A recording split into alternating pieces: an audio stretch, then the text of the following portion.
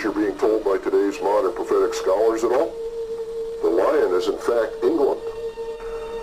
The eagle's wings on top of the lion are none other than the United States of America.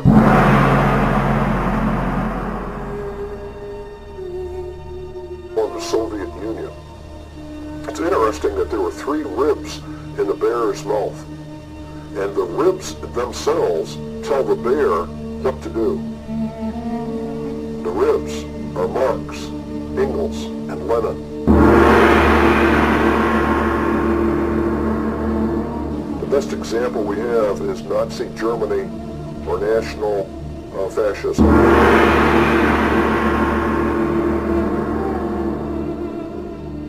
Not a nation. It's not a state. What is it then?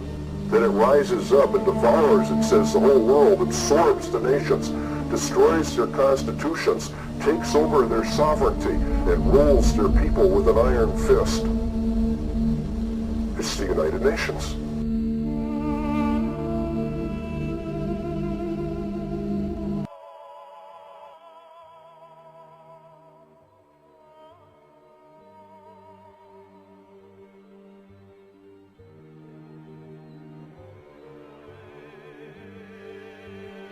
From 1945 and the end of the war through 1989 and the end of the Cold War, we had a worldview.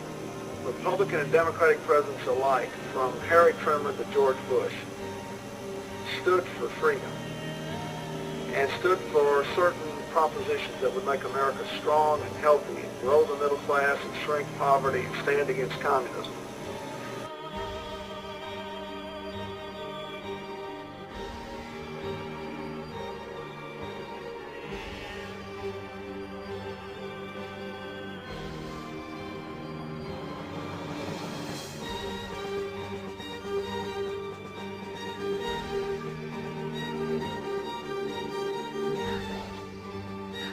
I'm the decider, and I decide what is best.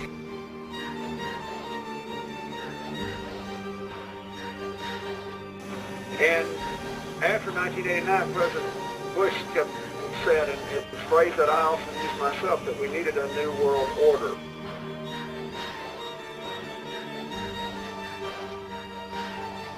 We have before us the opportunity to forge for ourselves and for future generations a new world order.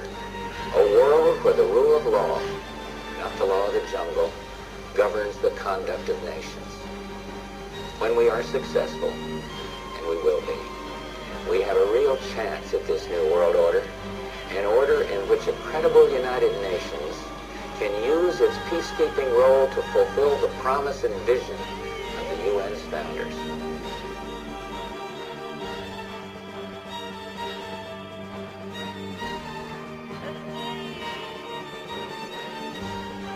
It is too late for Saddam Hussein to remain in power. We will tear down the apparatus of terror, and we will help you to build a new Iraq. This one. Get in there. Let's go. Get on the fucking floor! Get on the fucking floor! Get on the fucking floor! Bring it in, out! Face fucking front! I used to do it every day until it's out. Face the fucking front! Get down!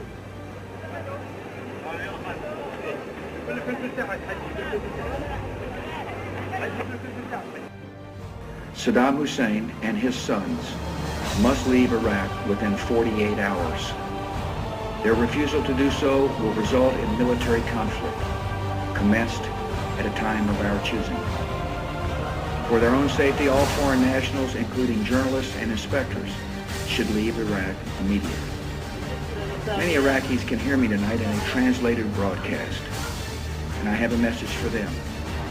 If we must begin a military campaign, it will be directed against the lawless men who rule your country, and not against you. Your fate will depend on your actions, and it will be no defense to say, I was just following orders.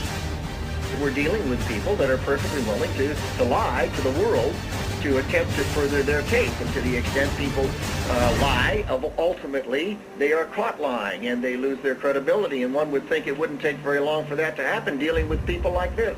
Thank you.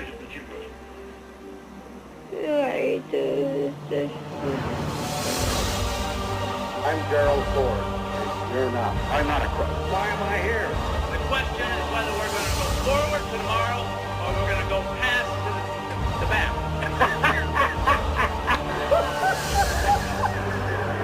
You ain't seen nothing yet. You ain't seen nothing yet. You ain't seen nothing yet. Doing everything we can.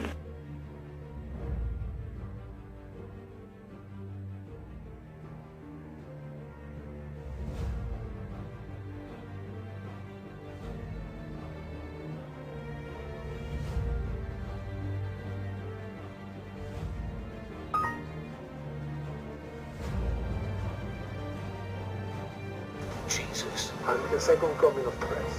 Tonight on CBS 42 News at 10. 75 years ago, a plague descended upon the world and covered the nations of Eastern Europe like a dark cloud. Ladies and gentlemen, a more benign but equally insidious plague has fastened itself upon the families of America.